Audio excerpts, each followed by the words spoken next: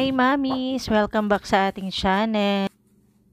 Isi-share ko sa inyo ngayon kung paano ko ginagawa yung mga customized invitations. Bakit ba importante ang invitation? Itong party invitation kasi, ito yung parang introduction sa party. Common misconception na natin kasi ngayon na yung mga printed invites becomes obsolete na siya kasi mas marami ngayon gumagawa na lang ng e-invites or through social media na lang or minsan sa text na lang sila nag-i-invite. Pero hindi nila napapansin na nawawala na yung personal touch na napoprovide ng invitation. Kapag printed invites kasi, parang mas feel ng guest natin na parang may value talaga sila na invited sila sa party. Kapag printed invitation din kasi, parang nagkikreate din to ng anticipation ng guest. Parang iniisip nila kagad yung excitement about the event. Kapag maganda yung invitation, parang napo-foresee na kagad nila na magiging maganda rin yung party. And dapat yung invitation natin is informative. Dapat complete yung details like date, time, venue, dress code, nilalagay din yan kapag mga special events. And kahit naman sa mga party ng kids, naglalagay din ng mga dress code or iba pang mga details sa party. It also keep as a memory. Parang kapag magaganda yung invitation, yung mga guests natin, parang feel nilang itago as a souvenir na yung invitation.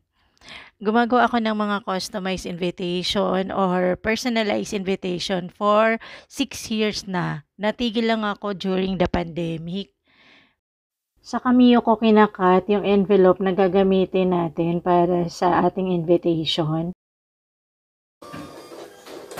Oh, may kumakain pa gabi na. Anong oras na ngayon? 10 p.m. Midnight snack pa Anong kinakain mo?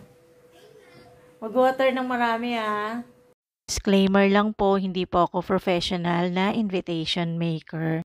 I-share ko sa inyo, ito lang yung mga naging experience ko sa paggawa ng invitation. Una kong tinatanong sa client kapag nagpapagawa sila ng invitation is kung ano yung theme or ano yung design na prefer nila. Mga returning clients, sinasabi na lang nila yung theme ng party. Ako na bahala kung anong design. Ang ginagawa ko, gumagawa muna ako ng mock-up invitation and then yun yung pinapa-approve ko sa kanila kung gusto nila yung ganong klaseng design. Kapag approve na kay clients yung design, next kong ginagawa is yung layout. Doon ko na nilalagay yung mga details. Before ako nagpiprint, sinisend ko muna kay client yung soft copy ng mga details para i-check yung mga spelling and yung kung tama yung mga details na nakalagay sa invitation. If okay na lahat yung details na check na ni client, saka pa lang ako nagpiprint para hindi naman sayang yung print mo kapag merong mali dun sa mga details ng invitation. Kapag na-print ko na lahat, kinakat ko na rin yung mga invitation. Tapos, kinakat ko na din kung ano yung mga ilalagay kong mga detalye doon sa invitation. Mostly sa mga invitation design ko, meron siyang mga dimension effect. Yung parang mga nakaangat, naka-impose. Para naman, it looks unique.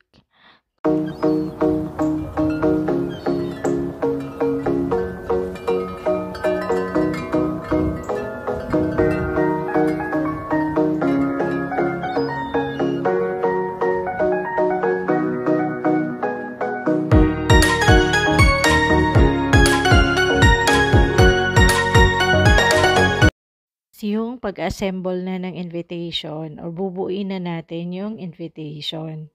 Dahil mahal yung double-sided foam, ang ginagawa ko, yung craft foam, nilalagyan ko ng double-sided tape lang.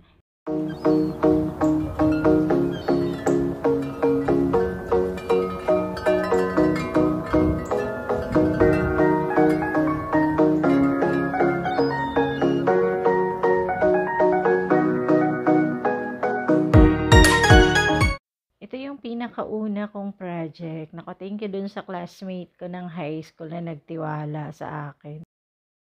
Madetalye talaga ang paggawa ng customized invitation. Kaya dun sa mga nagtatanong, bakit ba ang mahal ng customized invite? Ito po ang reason, hindi po basta-basta ginagawa na parang print and cut lang. Marami pa pong detalye na ginagawa dun sa invitation.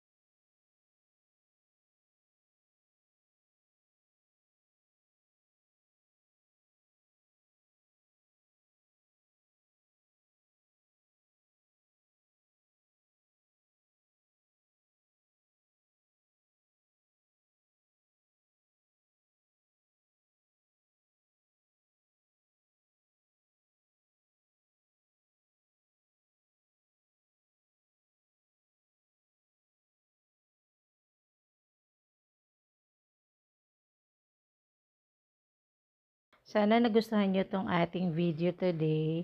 Please don't forget to share, like, and syempre pa-subscribe na rin po sa mga bago nating friends dito. Kapag meron kayong gustong itanong regarding dito sa invitation, PM nyo lang ako. Okay ko sa description box yung mga ginamit ko dito para sa invitation na to. Like yung mga machine, kung saan ko sila nabili, and then yung mga paper na ginamit ko. Have a wonderful day, mga mommies. God bless. Thank you for watching.